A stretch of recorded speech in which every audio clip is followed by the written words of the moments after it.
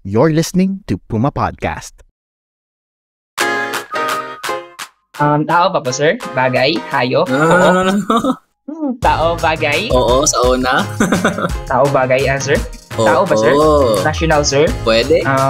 Heroes or heroes po ba? Bayani? Politician? Pwede. Pwede naman. Pwede. Teachers or... No. Ako, pwede doon. Kasama po ba natin ngayon? Oo, tayong tatlo. Ikaw ba, Sir Philip? Or student po? Yes. Estudyante. Related. Sino yung mga estudyanteng yan? The student. Kabataan? Oh, yes! Goodness. Hi fam! This is Macy Hoven at ito ang Season 2 finale ng Kasama sa Pagbabago kung saan kinikilala natin ang mga leader mula sa generation natin. Inaalam natin kung ano nga ba ang mga pagbabagong sinimulan nila sa kanilang community, particularly in the space of democratic governance, at kung anong naging inspirasyon nila para masabing bilang kabataan ay kasama sila sa pagbabago. Ang Kasama sa Pagbabago ay isang podcast ng Youth Leadership for Democracy o YouthLED, a project of the United States Agency for International Development and the Asia Foundation, powered by Puma Podcast. Alam ko marami sa guests sa season na to ang nag-start ng sarili nilang project. Pero kung feel mo na hindi ko kay rito, pwede ka namang sumali sa isang existing project tulad ng guests natin today. Magandang araw sa ating mga tagapakinig. Ako po si Philip D. Caermari, junior high school teacher at nagtuturo rin po ako ng senior high school. Isa po akong Araling Panlipunan teacher. 5 years and counting na po sa DepEd. Ang akin pong tinuturo ay Araling Panlipunan 8, 10, Understanding Culture, Society and Politics. Meron din po akong hinahawakan na 2 Filipino subjects, yung Filipino 9 at Filipino 10. Tapos, Introduction to the Philosophy of the Human Person. So, diverse subjects po yung aking hinahawakan. Dahil po, maliit na paralan lang po ang aking tinuturuan. 1 section lang po per year level, kaya ganun po. Nagtuturo po ako dito sa Kauswagan Integrated School sa Baydimango District, around 20 minutes from the city proper, pero nasa mountainous area po kami. Kaya wala po kaming signal dito ng mga cellular connection. Hello po. I am James Cedric Galyemet Agyad. I am 18 years old. I am a first-year college student pursuing the BCAED or the Bachelor of Culture and the Arts Education here in Dapitan City at Jeremy Hsu, Jose Rizal Memorial State University po. When I was a grade 12 student po, I am a presenter or part of this Project Citizen in last 2022. Project Citizen ang groundbreaking project na inimplement sa kanilang school sa Dapitan City. But before all this, Philip was just a 26-year-old teacher na abala sa paggawa ng mga lesson plan at pag-aasikaso ng multiple classes na handle niya. Si James naman, dating estudyante ni Philip nung grade 12. Naging president din siya ng kanilang student council. Pero hanggang dun lang ang exposure niya sa mga gawaing pampolitika. Until Project Citizen came. At first po, yung aming education program supervisor in Araling Panlipunan, nag-chat po sa akin. Sabi niya, Sir Philip, kukunin kita as writer ng PNU, ng Philippine Normal University. So sabi ko, ma'am, kaya ko ba yun? Susulat po tayo para sa PNU. So pagdating po namin doon sa training, yung sa PNU, yung si Ma'am Awi pala, yung kasamahan ng aking supervisor, kaibigan ni Ma'am, nagsabi na sa Dapitan, kukunin yung mga participants para sa ganong workshop at write shop. So pagdating doon, Project Citizen pala.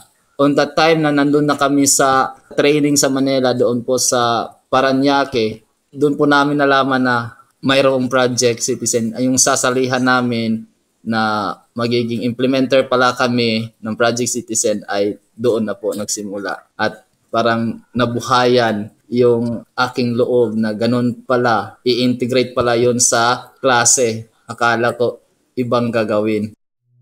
So ang Project Citizen po ay proyekto ng Youth Leadership for Democracy na kung saan naglalayo na maturuan yung mga kabataan na makibahagi sa proseso ng demokrasya ng ating bansa. This project is an opportunity for students to learn how government processes work and draft their own ordinances to address specific problems in their community. Ang special pa sa Project Citizen, hindi lang sa classroom natatapos yung civic education. Ultimately, kailangang i-present ito ng mga estudyante sa harap ng barangay officials. Talk about real involvement. Sa training na pinuntahan ni Philip noong September 2022, tinuruan sila ng youth-led kung paano i-implement ang Project Citizen. At gumawa rin sila ng lesson plans to integrate it in their Araling Panlipunan and other relevant classes. 3 schools divisions ang kabilang sa proyektong ito.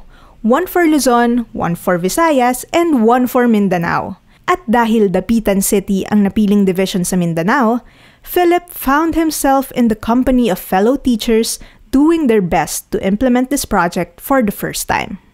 So, paano nga ba ang process ng Project Citizen? Unang-una, nagkaroon ng discussion sa Araling Panlipunan class tungkol sa Philippine political system at iba't ibang klase ng public policies. Like mga laws, city ordinance, barangay ordinance, rules and regulations. Ano ang pagkakaiba doon? Ano yung gamit po ng mga public policy na ito? Pero tinitingnan din natin yung advantages and disadvantages doon. Especially kapag yung merong non-government organizations o mga private entities na gagawa ng solusyon para sa problema. Tapos kapag ang gobyerno naman ang magbibigay ng solution through these mga ordinances, these laws, kung titimbangin natin, sino yung merong long-lasting effect. So, yung sa Araling Panlipunan ko po, topic sa second quarter, yung tinatawag natin na top-down approach at bottom-up approach sa pag-solve ng problem, walang best approach doon. Kapag sinabi nating top-down approach from the government, yung nagbibigay ng solution, yung sa bottom-up approach, yung mga tao yung magbibigay ng solution, magre-recommend. Pero walang best approach doon. Dalawa dapat combine, the government and the civil society. So yun po yung understanding of public policy. Nirelate ko lang sa topic ko po dahil very related doon. Pagkatapos ng discussion, nag-split into groups ang mga estudyante at nag-brainstorm ng problema sa komunidad na gusto nilang masolusyonan. May oras din sila para mag-research at mag-gather ng data. Ang napiling topic ng grupo ni James, paninigarilyo. Kasi po dito sa amin, patuloy yung pagdami ng mga estudyante na gumagamit ng cigarette smoking po kasi napaka-alarming. Alam naman natin na wala talaga itong mabuting may dudulot sa ating kalusugan or overall, wala talaga. Marami kami mga batang napapansin na marami nagagamit kahit na grade 7 pa lamang po. Sa aming survey po, 2 pong estudyante na sa grade 7 pa lamang po gumagamit na ng sigarilyo, which is very bad talaga. Since nung nag-start yung face-to-face after pandemic, kapansin-pansin na talaga yung mga bata na nigarilyo kahit na sa labas ng paaralan, freely na sila nakabili ng mga sigarilyo sa mga tindahan since wala na silang mga ibang gagawin sa bahay nila. Dahil nakapag-identify na sina James ng problema, it's time for a solution. Nire-review muna nila ang existing policies ng gobyerno na related dito, pagkatapos ay magka-craft sila ng policy solution at action plan para sa stakeholders. Kung yung problema nila is barangay level lang, so gagawa sila ng proposed barangay ordinance.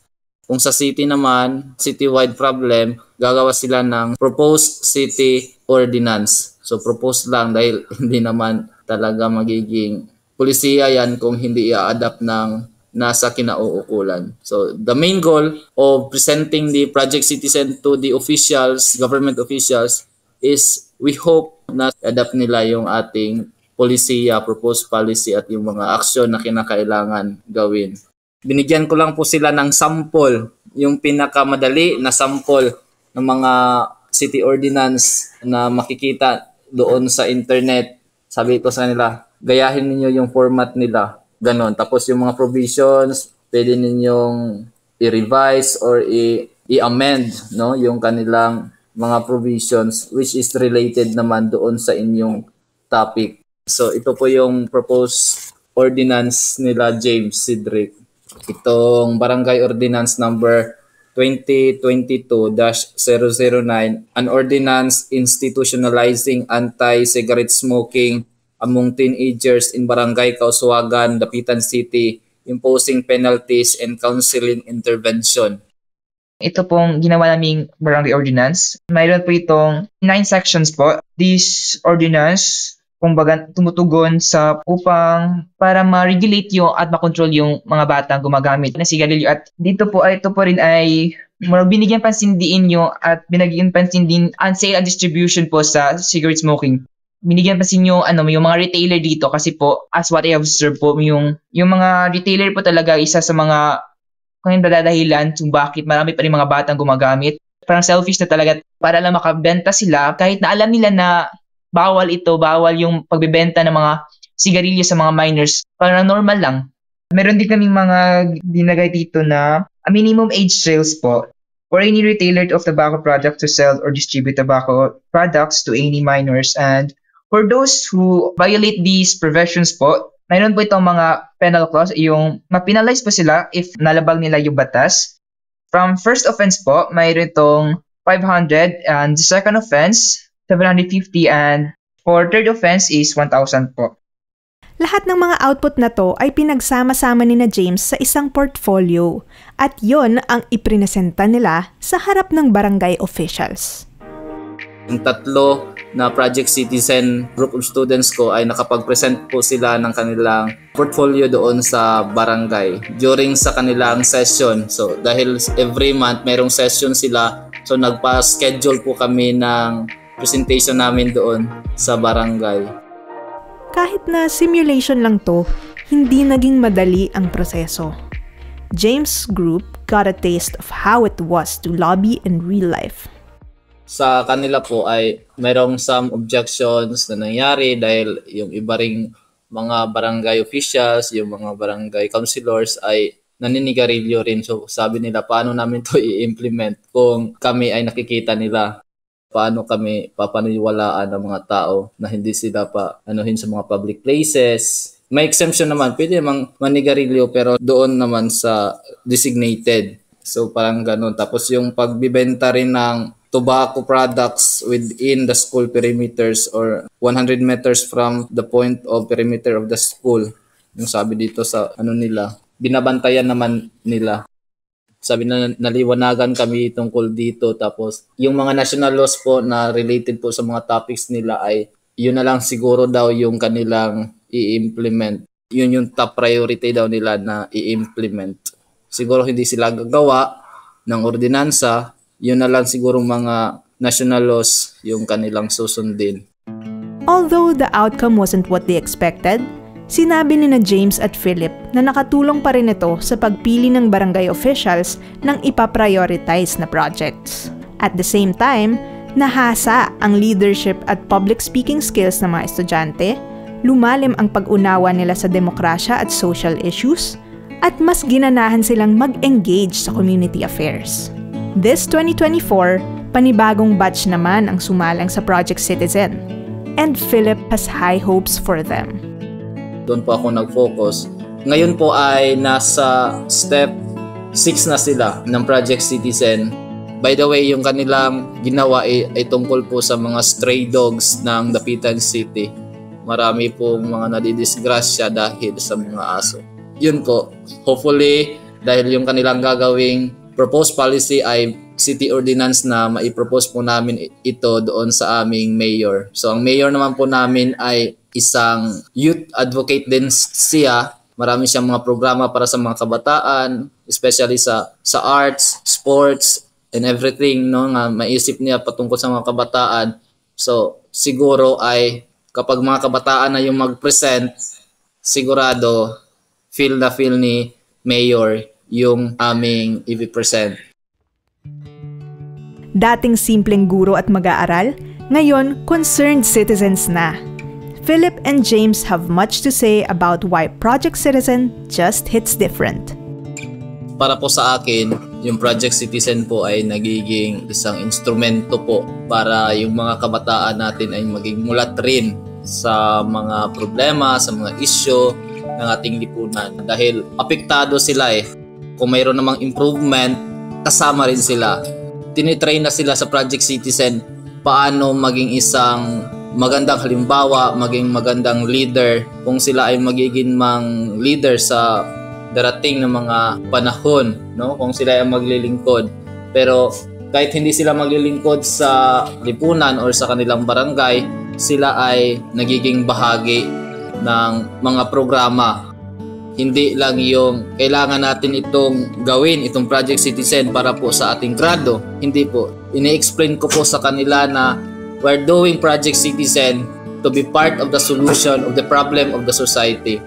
So, parang life-changing itong Project Citizen.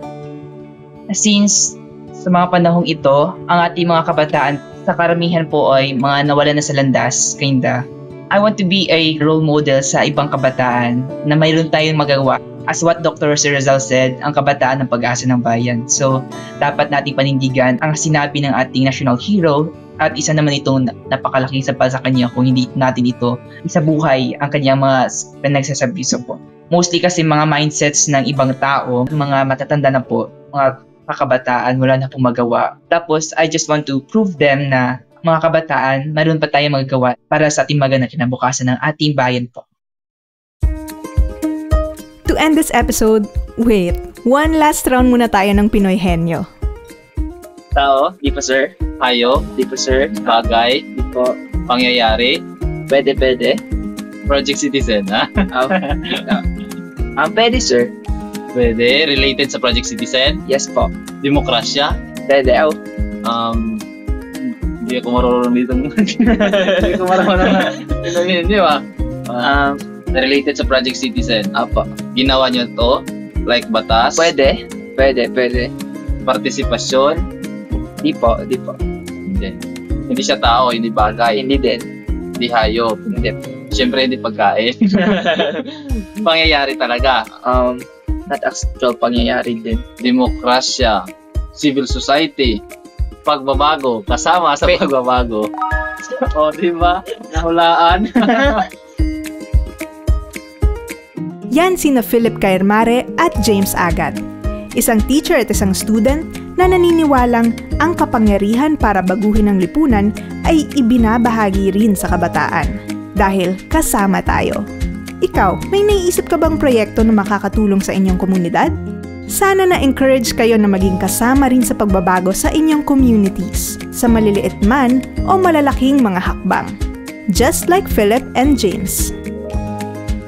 Kasama sa Pagbabago is a podcast of Youth Leadership for Democracy or YouthLED, a project of the United States Agency for International Development and the Asia Foundation, powered by Puma Podcast. Again, I'm your host, Macy Joven. Salamat sa pakikinig ngayong season. This episode was produced by me with editorial assistance by Reynald Ramirez. It was edited by Joe Salcedo. Follow Kasama sa Pagbabago on Spotify, Apple Podcasts, YouTube, or wherever you listen. And if you enjoyed this podcast, share nyo naman. Bye!